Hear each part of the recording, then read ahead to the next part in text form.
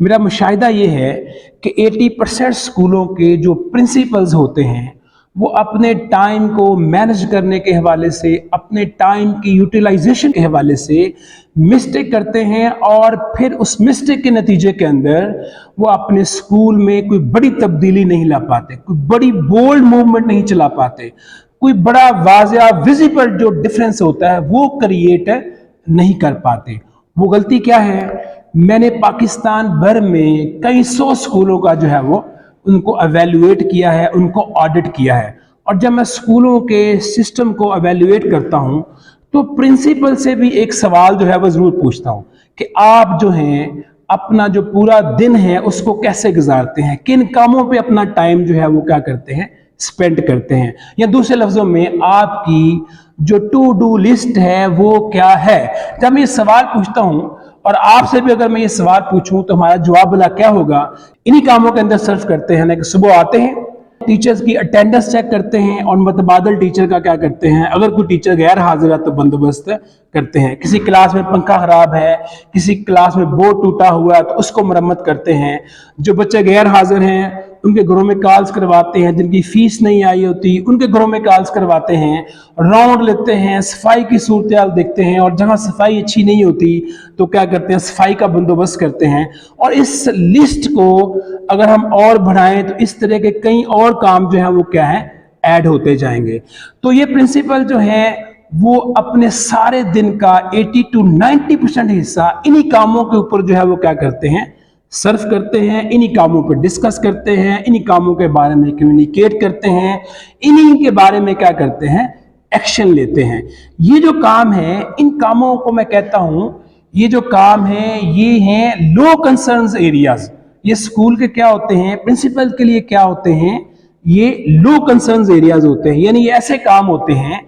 जिनका फौरी करना स्कूल को स्मूथली चलाने के लिए, डिसिप्लिन अंदाज में चलाने के लिए ज़रूरी होता है।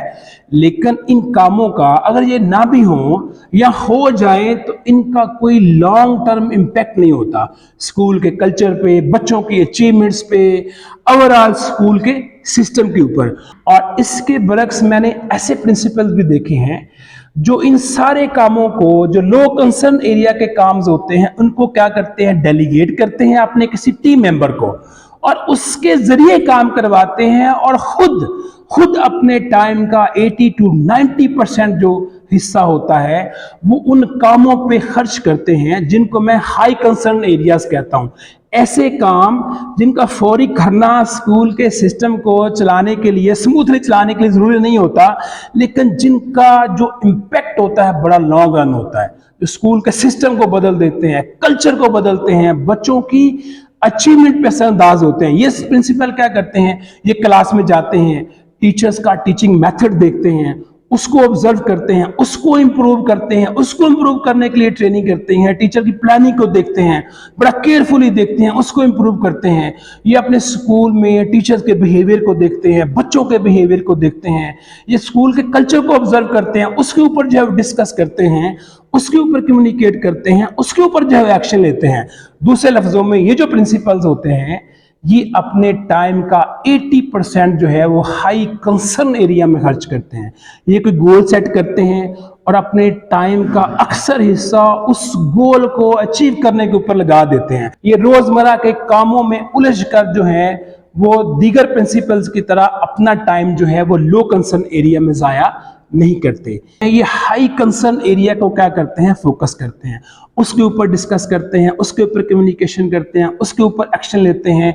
उसके ऊपर अपना टाइम जो है वो लगाते हैं, उसको जो है वो क्या करते हैं, हाई कंसर्न एरियाज को क्या करते हैं, उसको सेलिब्रेट करते हैं। तो आप भी अगर अपने स्कूल में कोई बड़ी तब्दीली लाना चाहते हैं, कोई बोल्ड मूवमेंट जो है वो पैदा करना चाहते हैं तो अपने टाइम का ऑडिट करें। आप अपने टाइम का कितने फीसद हिस्सा जो है वो हाई कंसर्न एरियाज,